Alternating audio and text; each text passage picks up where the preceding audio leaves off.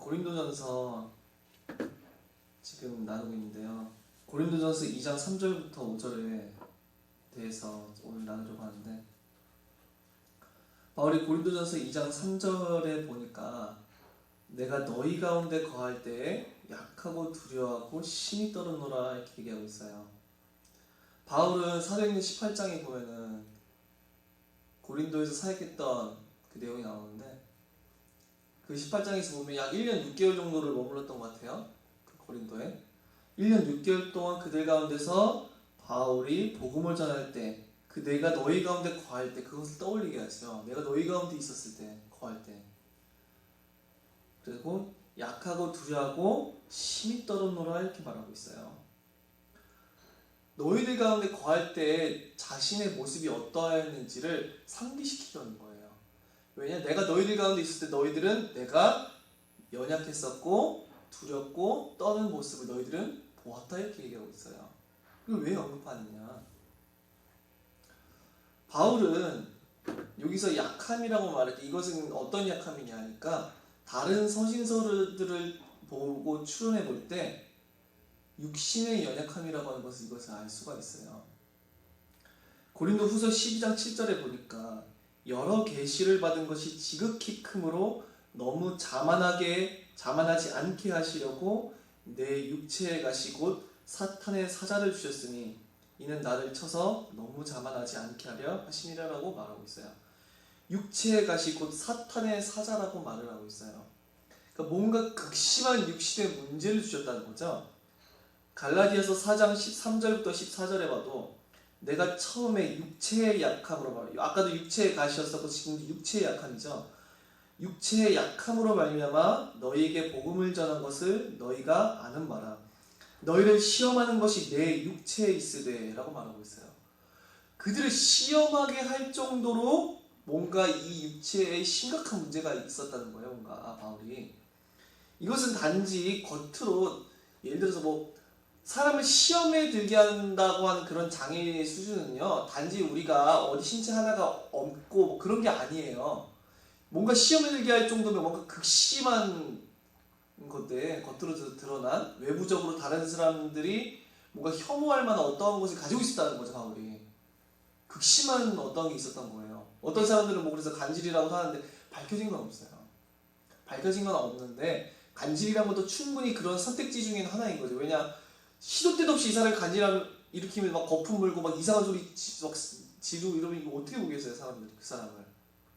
아, 이런 사람이 사도냐, 아, 이런 사람이 사도냐, 이렇게 생각하지 않겠어요? 되게 못나게 보지 않았었겠냐고요. 그러니까 뭔가 극심한 것이 있었어요. 그러니까 바울도 3번이나 크게 떠나가게 해달라고 간구를 하겠죠.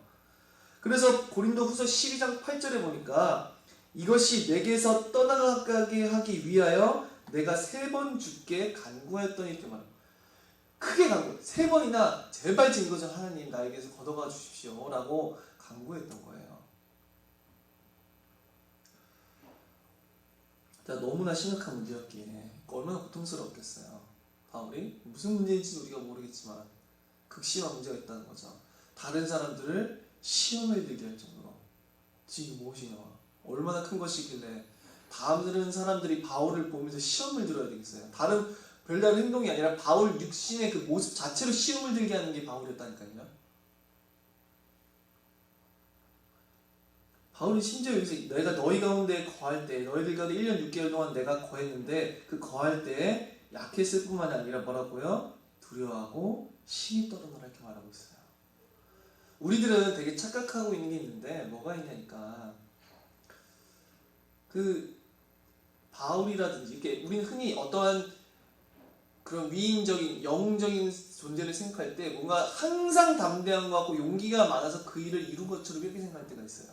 그러니까 하나님의 일은요, 인간이 자존감이 높고 자신감이 있고 능력이 많고 담대해서 하나님의 일을 이룬 사람은 한 명도 없어요.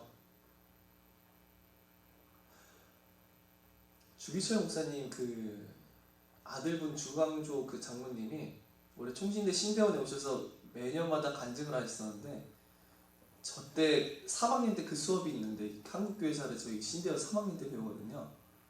근데 그 전에 소천하셨어요, 이분이. 그래서 저는 육성으로는 듣지 못했었는데 그분의 간증을 그 영상으로 본 적이 있거든요, 제가. 그분의 간증을 들어보다 보면은 되게 뜻깊어요. 그러니까 뭐가 뜻깊냐니까 그분이 이제 간증 시작하시자마자 이런 말을 해요. 교회에서 주기철 목사님에 대한 연극을 하면은 너무 막 담대하고 용감하고 불에 대해서 타협하지 않는 막 그런 사람으로 그려낸다는 거예요. 그렇게 생각해요, 사람들은. 그 신앙의 위인들이요, 그렇게 담대하고 용감하고 뭔가 불의를 타협할 수 없는 그런 성향이 있어서 하나님의 뜻을 이루는 게 전혀 아니에요. 진짜 바보 같은 얘기고는 인간의 열정과 인간의 의로움과 인간이 그런 것이 하나님의 뜻을 이룬 게 아니에요. 인간의 열정이 목숨 걸고 그리스도를 위해 살게 할 수 있어요? 지 목숨이 날아가는데 열정 가지고 안 돼요, 하나님의 일은. 근데 그런 식으로 연기를 그런 식으로 이제 표현을 했다는 거죠, 주기철 목사님을. 그러니까 주광주 장로님이 이제 그게 내 아버지는 그렇지 않고 너무나 연약한 사람이었었다고, 너무 힘들어서 울고 고통스러워하는 그런 사람이었었다고.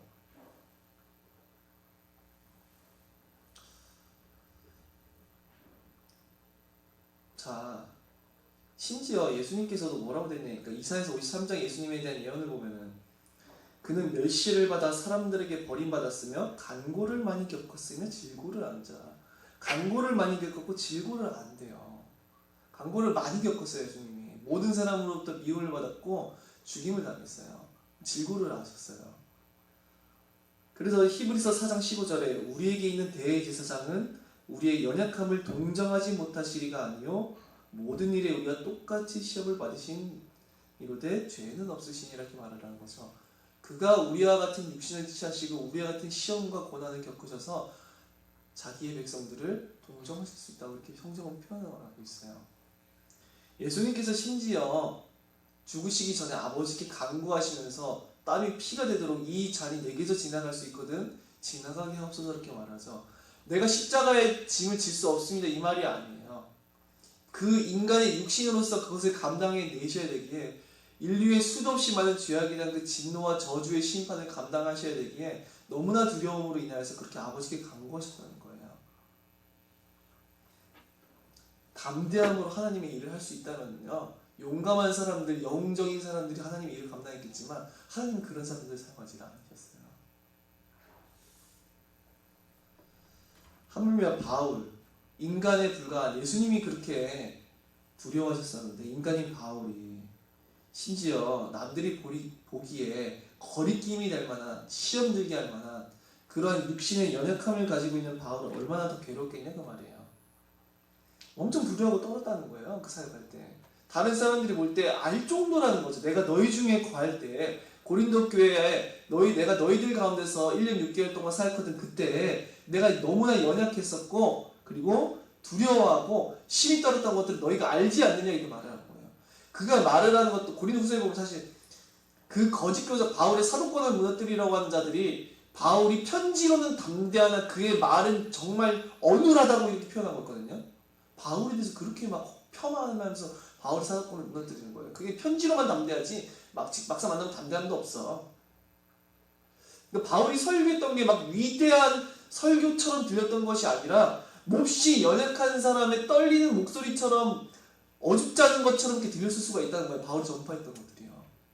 전혀 지혜롭지 않은 것처럼, 어리석은 것처럼, 연약한 자, 못난 자, 시험 들게 하는 자가 전파하는 것처럼 그런 식이었을 수도 있다는 거죠.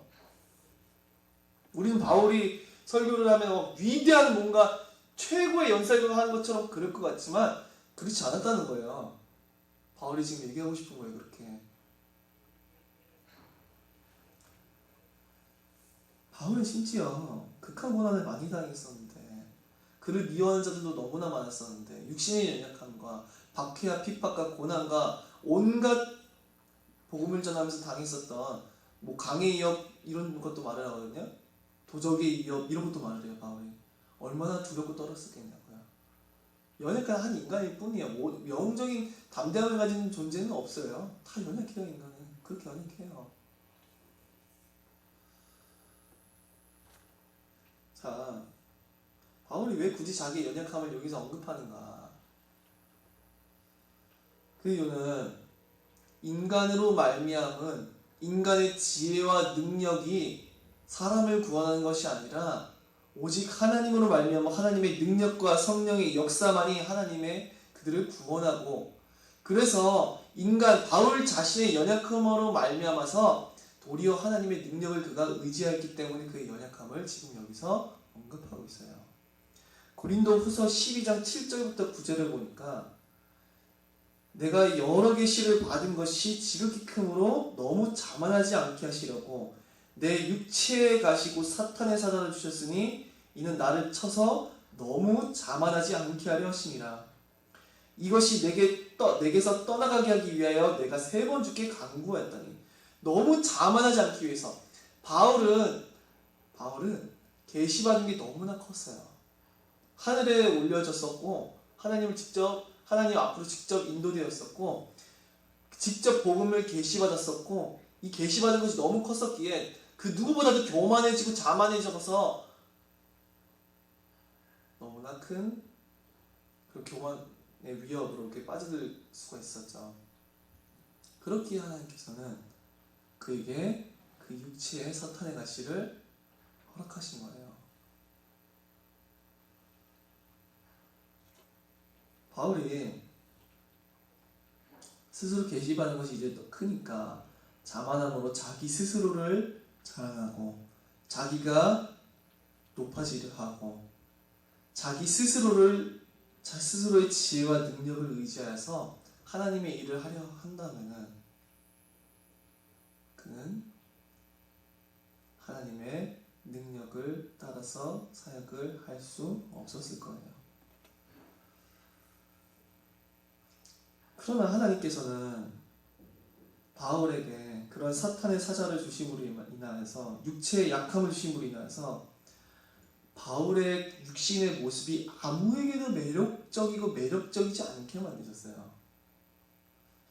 바울에게 그런 연약함을 허락하심으로 인하여서 두렵고 떨게 만드심으로 인하여서 바울의 외형으로 인하여서 사람들이 그에게 오지 못하게 만드셨어요.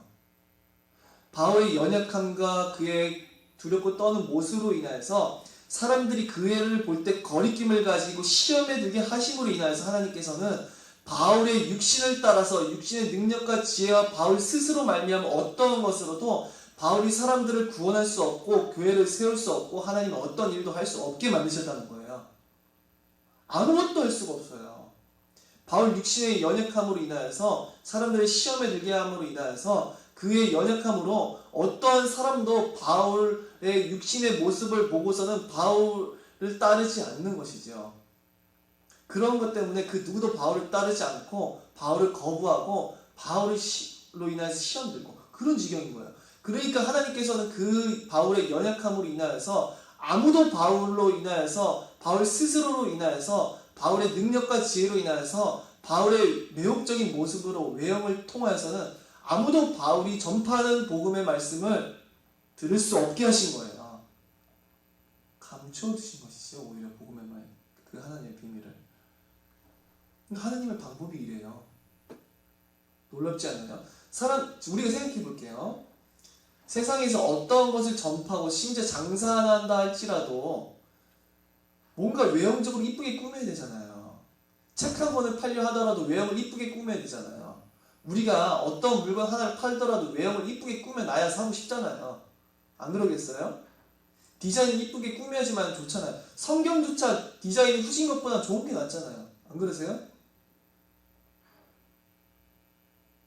자, 교회 건물들 이왕이면 삐까뻔쩍하고 가장 좋은 건축가를 불러다가 세우는 게 좋지 않겠어요? 돈을 엄청나게 많이 투자해가지고 금으로 다 입혀놓고 화려하게, 너무나 화려하게 짓고 이 내부도 너무나 화려하게 꾸미고, 우리가 작은 물건 하나 펜 한 자루를 사더라도 디자인 이쁜 걸 따지는데 하물며 하나님께서 자기 사역자를 보내시는데 자기가 전파하는 복음의 비밀을 드러내게 하시는데 사역자를 가장 탁월하고 지혜롭고 담대하고 강하고 그런 자를 불러서, 세상에 있는 그 누구보다 지혜롭고 탁월한 자를 불러서 세상에 있는 지식으로 꽉 찬 사람을 불러서 그 사람들이 볼 때, 어떤 사람들이 보더라도 야, 이 사람 정말 잘났구나, 이 사람 정말 매혹적이다, 이 사람 정말 대단하다, 위대하다, 이런 사람을 보내야 되지 않겠냐고 그 말이에요.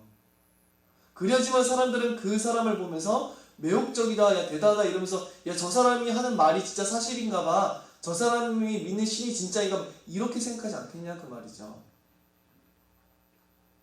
근데 하나님께서는 어떻게 하셨어요?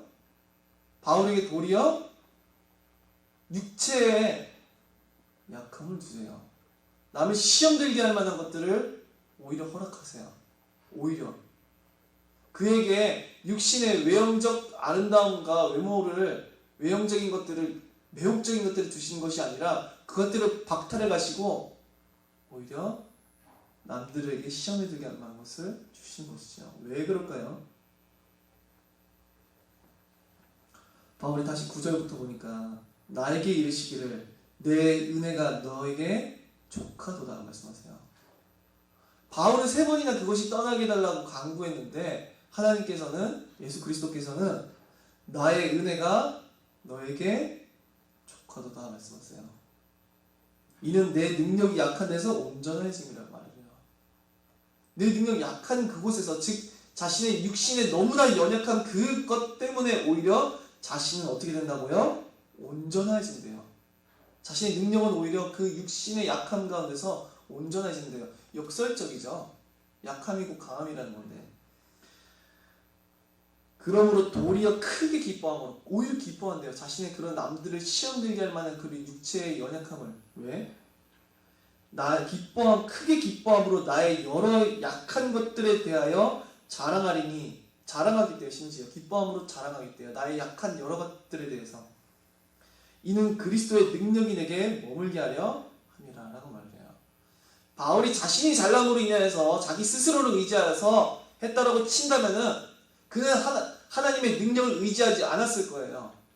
그러나 바울이 도무지 스스로를 의지할 수 없도록 하나님이 원천 차단시키심으로 인하여서 스스로를 자랑할 수 없고, 스스로 교만에 빠질 수 없고, 스스로가 잘났다 생각하지 못하고, 스스로 아무것도 인간의 육신의 눈에 귀에 끌릴 만한 것을 하나님께서 제거하심으로 인하여서 전적으로 일하시는 성령의 초자연적인 역사, 하나님의 인도하심과 능력만을 우리가 의지할 수밖에 없었던 거예요.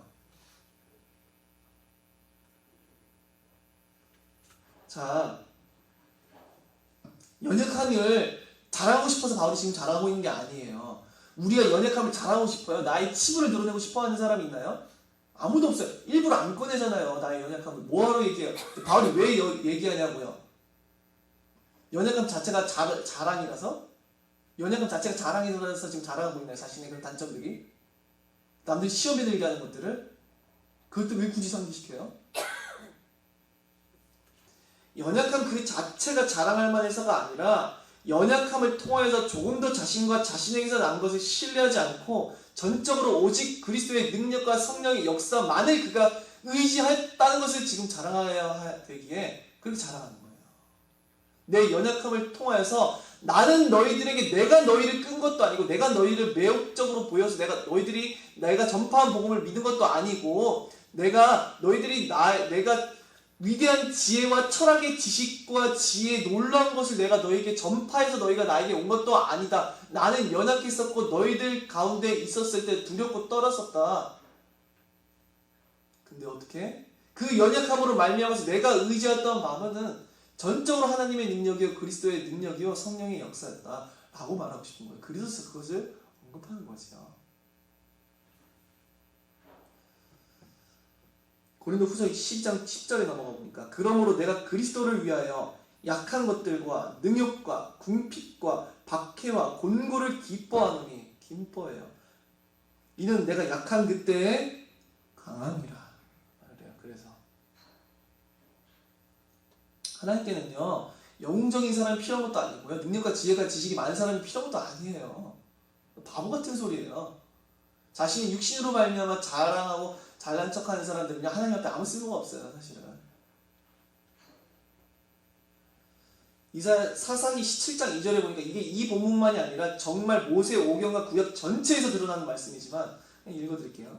사사기 7장 2절 여호와께서 기드온에게 이르시되 너를 따르는 백성이 너무 많은즉 내가 그들의 손에 미디안 사람을 넘겨주지 아니하리니 이는 이스라엘이 나를 거슬러 스스로 자랑하기를 내 손이 나를 구원하였다 할까 함이니라. 이게 정말 중요한데, 자, 여호와께서 사사 중에서 기도원을 불렀을 당시에 맨 처음에 무려 32,000명이 모여들었어요. 근데 하나님께서 32,000명 중에 300명을 빼고 다 돌려보내게 하세요. 왜? 너를 따르는 백성이 너무 많은즉 내가 그들의 손에 미디안 사람을 넘겨주지 아니하리니 이는 이스라엘이 나를 거슬러 스스로 자랑하기를, 스스로 이스라엘이 나를 거슬러서 스스로 자랑하기를 내 손이 나를 구원하였다 할까 함이니라. 그들의 수가 많음으로 인하여서 승리했다라고 한다면 그들은 자신들의 스스로의 강함을 자랑하겠지요. 전적으로 하나님만이 우리의 구원이시다라고 고백 안 할 거 아니에요. 그렇지 않나요? 제가 지난번에도 말씀드렸었죠. 신명기에서도 이스라엘 백성이 출애굽할 당시에 가나안 족속을 정복할 당시에요. 훈련된 군사가 없을지언정, 그들에게 많은 군대가 없을지언정 전적으로 하나님만 의존할 때는 모든 걸 다 승리해요. 여호와만이 우리의 구원하심을 전적으로 의지하고 자신들의 칼과 능력과 창과 방패와 말과 기병을 의지하지 않은 그때는 승리해요. 근데 어느 데 실패하죠? 신명기에 보니까 그들이 여호와를 의지하지 않아요. 자신의 칼과 능력과 다윗이 얘기하죠. 전쟁의 승리는 칼과 단창에 있지 아니하고 여호와께 있는 것이다. 여호와를 의지하지 않는 거예요. 여호와를 의지하지 않고 여호와의 함께 하심이 없고 여호와의 역사가 없으면요, 그 사람은 아무것도 할 수 없는 사람인 거예요. 성경은 왜 이렇게 역사로 가득하냐? 인간이 아니라 하나님의 역사만을 드러내기 위해서, 하나님만이 영광 받으시기 위해서 이렇게 하시는 거예요. 하나님께서는요. 32,000의 군대가 하나님께서는 필요하지 않았어요. 자기 일을 하기 위해서. 하나님의 능력을 의지하는 자만 필요했을 뿐이지. 자, 고린도전서 2장 4절을 보니까 내 말과 내 전도함이 설득력 있는 지혜의 말로 하지 아니하고 다만 성령의 나타나심과 능력으로 하여. 바울은 자신이 전파했던 메시지, 그리고 여기서 그게 말이죠. 그리고 전파했던 방식, 그 설득력 있는 지혜의 말들, 당시 헬라 제국에서, 헬라 제국을 통해서 유래했었던 그 높은 수준의 철학, 그것을 전파한 것도 아니었었고, 사람들을 설득하는 그러한 기교들, 그런 미사여구들, 그런 설득력 있는 웅변술들, 그런 것들, 지혜 있는 것들을 전혀 바울은 의지하지를 않았어요. 당시의 모든 웅변가들은, 위대한 웅변가들은 헬라의 위대한 철학과 위대한 웅변술과 수사 등을 이용해가지고 사람들을 끌고 매혹했었지만 바울은 그 모든 것들을 의지하지 않았어요. 내 말과 내 전도함이 설득력 있는 지혜의 말로 하지 아니하고 뭐를 의지해서 다만 성령의 나타나심과 능력으로 하여 라고 말하고 있어요. 앞서 뭐라고 했었죠? 3절에 내가 너희 가운데 거할 때 약하고 두려워하고 심히 떨어노라. 이걸 왜 언급한 거예요? 지금 그 다음 4절에 내가 그토록 연약했었고 두렵고 떠는 존재였었다고. 왜? 내 말과 내 전도함이 설득력 있는 지혜 말로 하지 아니하고 다만 성령의 나타나심과 능력으로 하여. 바울은 그 모든 그들에게 나아갈 때 그들이 바울의 외형을 가지고 외모를 가지고 바울에게 끌려서 지금 고린도 교회가 세워진 것도 아니고, 바울이 말과 지혜 아름다운 것, 당대의 사람들을 매혹할 만한 탁월한 지혜의 것들을 전파함으로 그들을 매혹한 것도 아니라는 거예요. 내가 너희들 가운데 너희들이 나를 통하여서 복음을 받았던 것은 나에게 있었었던 어떤 매혹적인 것도 아니고 헬라 철학도 아니고 지혜로운 말도 아니다. 나는 오히려 연약했었다. 근데 너희들이 어떻게 그 복음의 비밀을 받아들였느냐? 내가 의지했던 바는 성령의 나타나심과 능력이었었다. 너희들이 믿은 바는 인간으로 말미암는 지혜와 세상적인 외형으로 말미암은 것이 아니라 인간의 탁월함, 인간의 지혜, 인간의 웅변술, 인간의 수사학, 이게 아니라 뭐라고요? 성령의 나타나심과 능력으로 말미암아 너희들이 내 육체의 시험이 들게 하는 것이 있고, 내가 어떤 말과 지혜를 의지하지 않았음에도 불구하고 오직 성령의 나타나심과 능력, 초자연적인 역사만이 너희들로 하여금 주 예수 그리스도를 믿게 하였고 그를 소망하게 했다. 이렇게 말하고 싶어요. 바울은. 정확한 바울의 의도이지요. 여기서 지금. 자, 1절에서도 바울은 그들에게 나아가라고 말을 했었고 2절에서 너희 중에서 3절에서 너희 가운데 거할 때 1절에서는 그들에게 처음 나아갔던 순간에도 뭐라고 말을 했었죠?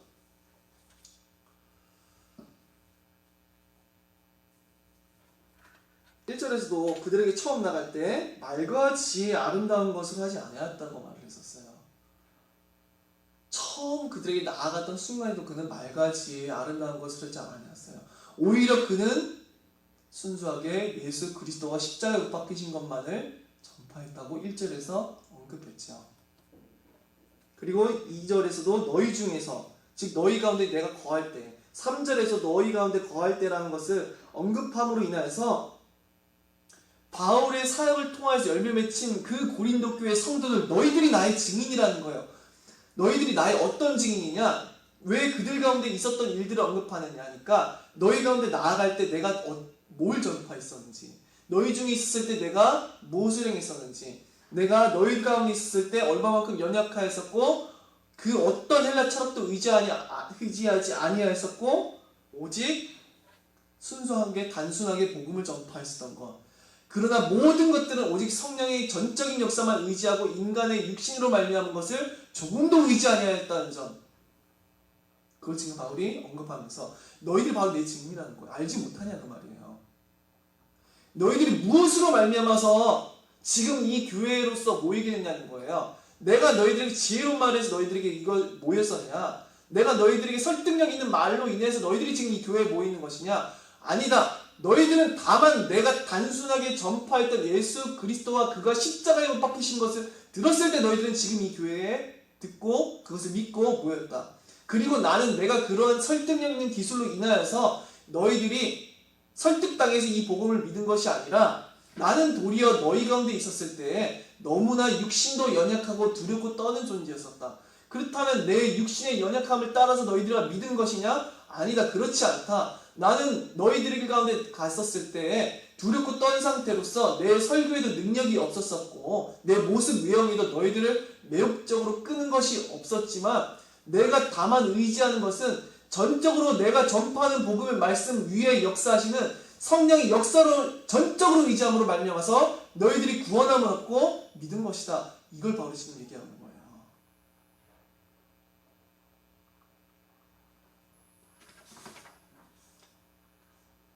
참 웃기죠. 세상에 있는 모든 사람들은 자기의 육신을 자랑하길 원해요. 자신의 잘난 것들로 말미암아서 이런 역사가 일어났다고 이렇게 자랑하길 원한다고 해요. 인간의 특징이.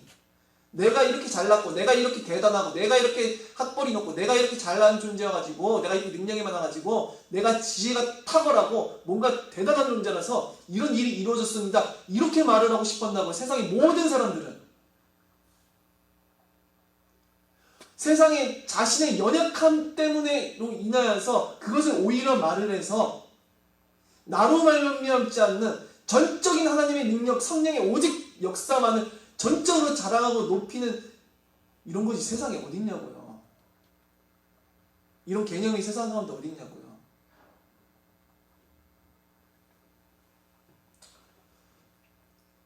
자,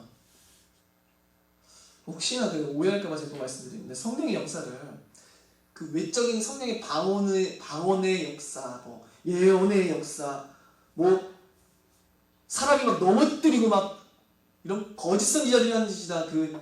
넘어뜨리고 막 원숭이 소리 내고 이런 거짓 이단들이 하는 그런 거짓 이단들이 하는 역사를 바울이 말을 하는 게 아니에요. 바울이 1차 전도여행 때 어떤 일이 있었냐니까 그 루스드라라고 하는 것을 방문했을 때 바울과 바나바를 통해서 표적이 일어나니까 사람들이 몰려들어가지고 바나바와 바울이 이제 제우스다 헤르메스다 이러면서 막 섬기려고 하죠. 이처럼 외적으로 드러나는 역사들은 사람들을 매혹하고 끌만해요. 그죠? 바울이 지금 여기서 말을 하는 것은 드러난 지금 역사를 말을 하는 것이 아니라 눈에 보이지 않지만 진리 가운데 일하시는 성령, 진리를 믿고 진리를 깨닫고 진리 가운데서 도무지 육신의 눈으로과 귀로 볼 수 없고 들을 수 없는 영광스러우신 그리스도와 하나님과 저 천국을 보는 인간으로서는 도무지 자신의 결단과 자신의 어떠한 의지로도 깨달을 수 없고 볼 수 없는, 들을 수 없는 것들을 보여주시고 들려주시고 깨닫게 해주시고 그 마음 가운데 심어주시고 감격케 하시는 오직 성령의 초자연적인 역사를 바울은 지금 언급하는 거예요.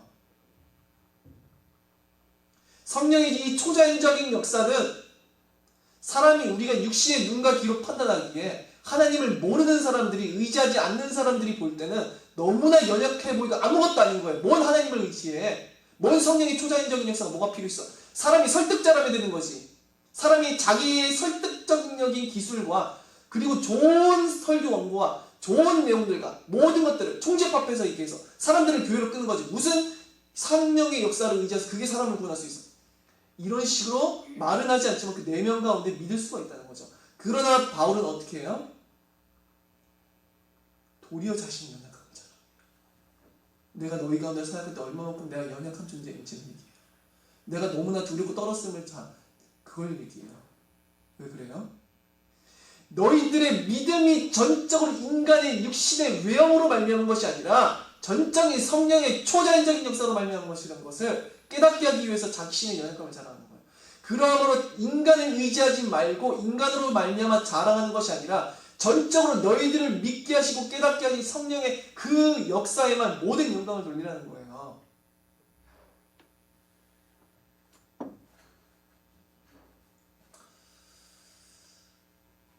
자, 성경에서 보면 정말 이거 언제 구약을 정리하면서 한번 해보고 싶었는데 뭐가 있냐니까 성경을 정말 양심적으로 한번 읽어보세요. 한 번만 구약을 진짜 대충해서 한번 읽어보면요 뭐가 깨달으시냐니까 아까 사사기 잠깐 한 절 읽어드렸었지만 하나님을 의지하지 않으면 다 망하는 거예요. 사람들은 하나님을 의지하지 않는 자를 통해서 하나님은 단 한 번도 자신이 일을 이루신 적이 없어요. 이사야서도 서두서에서도 제가 읽어나가면서 계속 말씀드렸었죠. 하나님 일 안 하세요. 인간을 의지할 때 자기로 말면 자기를 의지할 때 하나님은 그 사람의 인생을 통해서 역사하지 않으세요. 평신도들의 삶 마찬가지예요.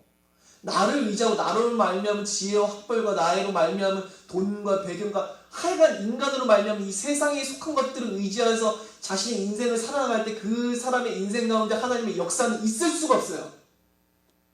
어떻게 있어? 자기로 말미암아서 일이 되어질 텐데 자신의 돈과 배경으로 인해서 내가 이렇게 됐다고 자랑할 텐데 어떻게 하나님이 그 사람에게 역사하시겠냐고요.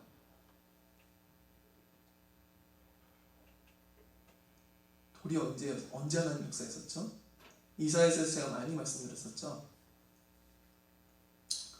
아하스 왕이요 도무지 하나님을 의지하지 않아. 이방 신들의 제단까지 만들어서 예루살렘에다 세워요. 이방 신들을 의지하고 우상들을 의지하고 하나님이 아니라 외교적인 정책을 의지하고 이 히스기야 왕도 처음에 그러죠. 성벽을 더 재건하고 전쟁을 대비해서 물도 끌어오고 성내로 끌어올 수 있는 것도 만들고 마병과 기병대들을 의지하고 애국을 의지하고 아수르에다가 금을 보내가지고 외교적인 정책을 의지하려고 하고 그 통하던가요?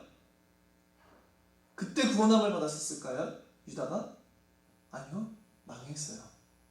멸망 직전까지 가가지고 남유다 전체 예루살렘 하나만 달랑 남았어요. 다 빼앗기고 아수르에. 근데 언제 그 아수르로부터 구원을 얻죠? 히스기야 왕은 기도해요.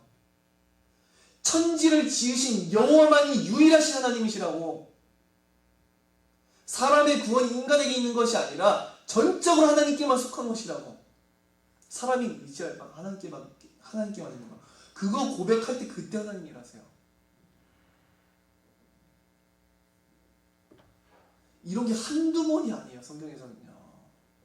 한두 번이나 진짜 성경 전체가 말하고 있는 메시지인데 어리석게도 12정탐꾼 중에 10명의 정탐꾼은요 어떻게 하죠? 하나님의 그 출애굽 당시 그 역사를 보고서도 10명의 정탐꾼은 여호와를 의지하지 않아요. 자신들의 이성과 능력과 지혜를 따라서 여호와가 함께 하시면은 저 무리들을 반드시 하나님께서는 무찌르시라는 것을 의지하지 않고 불신앙의 모든 말들을 내뱉어요. 우린 메뚜기라면서. 그러나 여호수아 갈렙만이 여호와가 우리와 함께 하시면 저들은 우리의 밥이라고 말을 하죠. 전적으로 여호와만 우리와 함께 하신 그것을 전적으로 의지하였고 믿었고 그 역사를 전적으로 신뢰하였던 자들이 여호수아 갈렙이에요.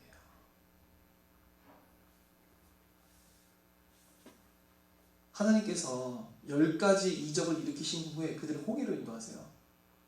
근데 그들이 또다시 불평하지 홍해 앞에서. 그러니까 하나님께서 뭐라고 말씀하세요? 저들이 나를 언제까지 시험을 하게 하겠냐고. 계속 시험하는 거예요. 여호와의 능력을 보고서도.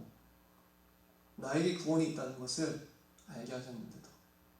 모든 애굽의 신들을 심판하심으로 인하여서 모든 자연 만물과 사람의 생사 화복이 오직 여호와께 있다는 것을 본 직후에도 그들은 그렇게 불신하는 거예요.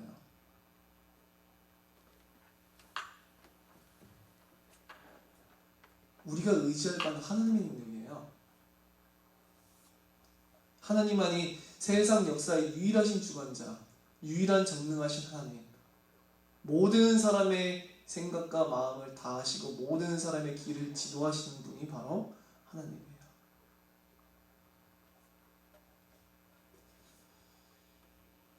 이 시대는 가장 박사들이 많아요. 전 세계의 신학 박사의 절반이 한국인이래요.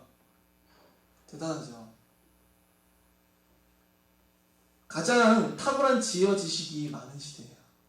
정보가 너무 많고 시작책도 너무 많고 뭐 웅변술적인 거, 지혜로운 말, 뭐 세상에 지혜로운 깨우침을 줄 수 있는 책들 너무 많아요. 홍수처럼 정보가 많은 시대예요. 자, 그렇다면은 한국교회가 부흥했느냐, 하나님 앞에 지금 온전하냐? 그렇지 않아요. 인간의 지혜와 지식이 그것과 비례해서, 사람들의 수준과 비례해서 참된 그리스도인들이 넘쳐나고, 마치 17세기 때 영국에서 청교도들을 통하여서 일어났었던 엄청난 그런 전 나라가 하나님께 돌아갔던 것처럼, 존 낙스를 통하여서 스코틀랜드의 전역이 복음의 역사로 들끓었던 것처럼 수도 없이 많은 사람들이 하나님 앞에 회개함으로 나아갔었던 평양 대부 운동처럼 그런 역사는 잊지가 않아요. 가장 탁월한 지혜와 지식을 가진 사람 너무나 많은데, 스스로를 자랑하고 높일 만한 사람 너무나 많은데, 인간의 능력에 비례해서 하나님의 역사가 일어나는 게 아니에요. 인간의 지혜와 지식과 능력으로 인해서 하나님의 역사가 그것과 비례해서 일어나는 게 아니었어요. 세상의 모든 일들은요, 세상의 기업을 운영하든 하물며 뭐 작은 식당을 운영하든 인간의 지혜와 지식과 능력, 이게 필요해요. 공부 많이 해야 돼요. 그러죠. 인간의 지혜와 지식과 능력에 비례해서 세상 일은요 잘 되어진다니까요. 근데 하나님의 일은 그렇지 않다.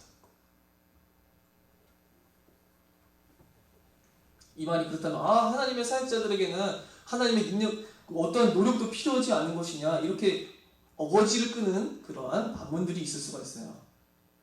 당연히 사역하려면 하나님의 말씀을 연구하고 기도하는 개인의 경건과 말씀 연구와 하나님 앞에 서는 것과 믿음의 행사와 이 모든 것들이 다 필요하죠. 제가 말씀드리고 싶은 것은 인간이 자기에게 속한 것, 그것이 필연적인 결과로 인하여서 반드시 자신의 능력과 지혜와 비례해서 하나님의 역사를 이루리라 그렇게 믿는 그 거짓된 믿음을 저는 반박하려는 거예요. 당연히 사역자들은 성경에 대해서 잘 알고 있습니다. 그 필요하지 않다는 말이 아니에요. 게을러야 된다는 말이 아니에요. 아무리 탁월하고 아무리 하나님을 사랑한다 할지라도 이를 행하시는 이는 하나님께 있어요.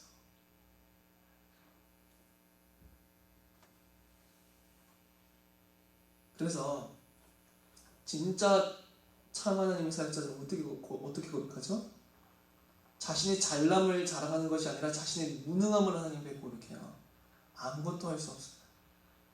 정말 아무것도 할 수 없습니다. 평신도들은 마찬가지예요. 자신의 지혜와 지식을 그렇게 스스로 자랑하고 여전히 그 마음 가운데 교만함으로 인하여서 하나님을 의지하지 아니하고 내 인생을 하나님께 의탁하지 않는 사람들은 여전히 하나님과 멀어져 있는 사람들. 세상에서 그런 거 대충 살고 가만히 있으라 이런 말이 아니에요. 다 살아가야죠. 필요한 일 다 해, 밥도 먹고 필요한 일도 다 하고 다 열심히 살아가야죠. 문제는 그 마음관의 그 중심이에요.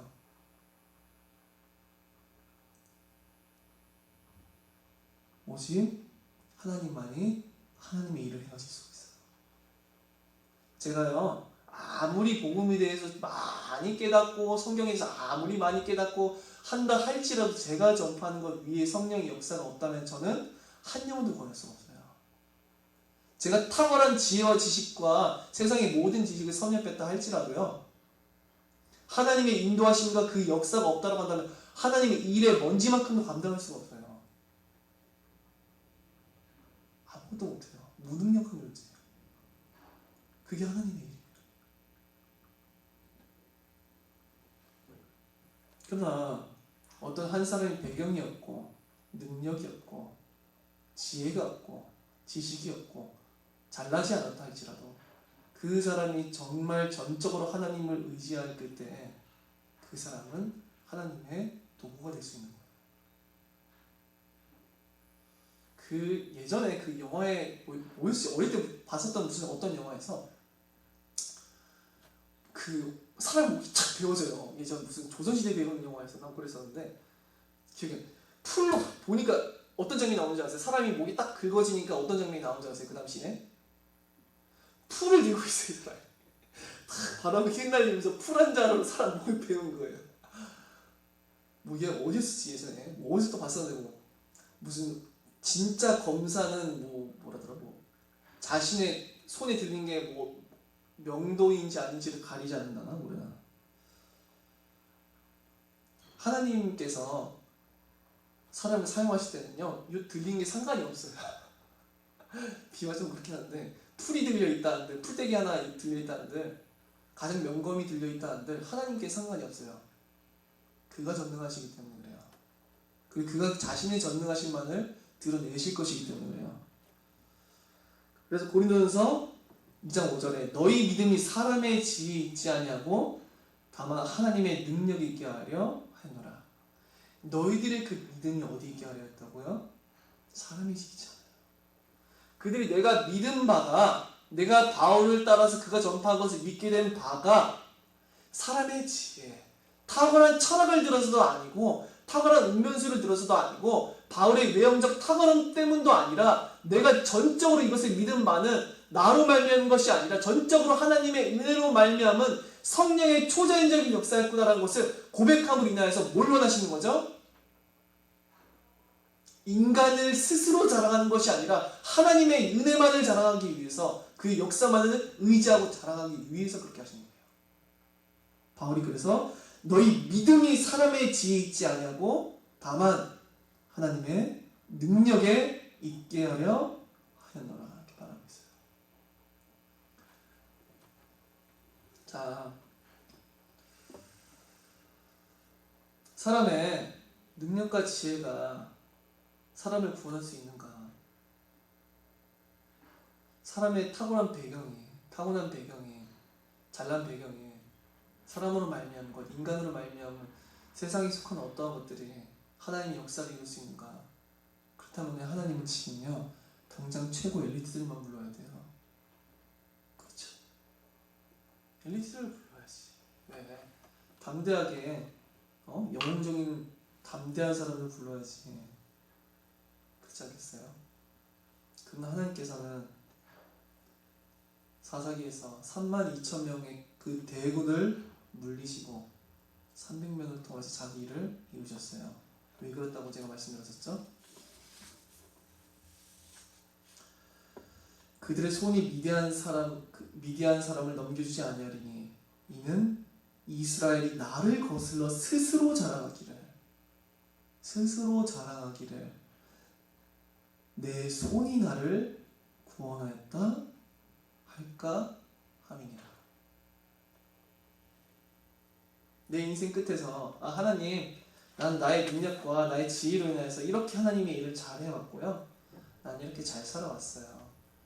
역시 나는 세상 것을 의지하여서 나의 능력을 의지하고 나의 배경을 의지해서 그렇게 세상 가운데 행복하게 살아왔어요. 라고 말을 하는 사람 사실은 구원받는지 사실 잘 모르겠고 진짜 구원받는 사람은 어떻게 해야 되죠? 하나님 나의 인생, 내가 내 배경을 의지한 것도 아니고 내 능력을 의지한 것도 아니고 내 학벌을 의지한 것도 아니고 그 무엇을 의지한 것이 아니라 하나님만을 나의 배경으로 의지하였고 하나님만을 나의 능력으로 의지하였고 하나님만을 나의 지혜로 의지하였고 하나님만을 나의 지식으로 의지하였고 하나님만을 전적으로 의지함으로 말미암아 난 이 한평생을 살았다고. 눈에 보이지 아니하나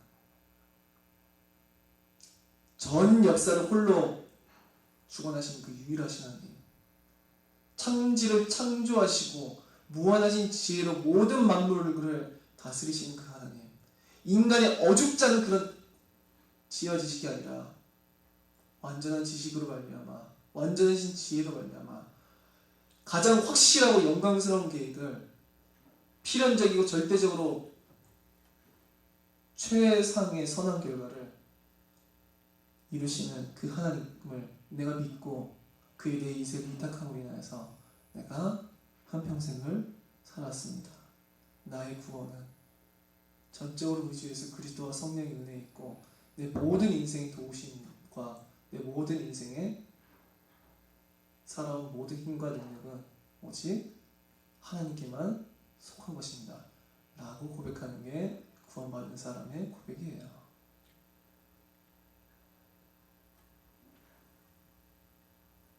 오직 인간은 아무것도 아니고 인간은 도구일 뿐 인간은 아무것도 아니로되 오직 우리를 구원하신 삼위 하나님의 역사. 인간은 아무것도 아니고 인간은 잊혀지고 인간은 사라질 존재로 돼 오직 인간을 구원하시는 우리 삼위 하나님께만 구원의 모든 영광이 세세 부흥토록 영원할 거예요. 기도하고 말씀 마치겠습니다. 살아계신 하나님 아버지께 감사를 드립니다. 오직 삼위 하나님의 놀라우신 은혜와 자비로 인하여서 우리를 불러주심을 감사드립니다. 우리에게서 나는 구원이 조금도 우리로 말미암은 것이 아니라 전적인 성령의 역사와 오직 우리 주 예수 그리스도의 은혜로 말미암은 것임을 고백합니다. 내가 구원함을 받은 것이 나로 말미암은 나의 잘남이 아니라 오직 하나님의 창조자 택하심으로 인하여서 우리 주 예수 그리스도의 전적인 희생과 긍휼로 인하여서 오직 성령의 초자연적인 역사로 인해서 구원받은 것임을 고백드립니다. 우리 스스로를 의지하지 말게 해주시고 우리 스스로를 자랑하지 말게 하옵소서. 스스로를 높이려고 하는 그런 교만함이 여전히 우리 마음 가운데 있다면 그것들을 회개하게 해주시고 그런 우상 숭배의 마음이 있다고 한다면 언제나 거기서 돌이킬 수 있도록 하나님께서 우리에게 크신 은혜를 허락하여 주시옵소서. 나를 의지하지 말게 해주시고 오직 하나님만을 전적으로 의지하게 하여 주시옵소서. 하나님만이 우리의 배경이 되어 주시고 능력이 되어 주시옵소서. 살아계신 우리 주 예수 그리스도 이름으로 기도드립니다. 아멘.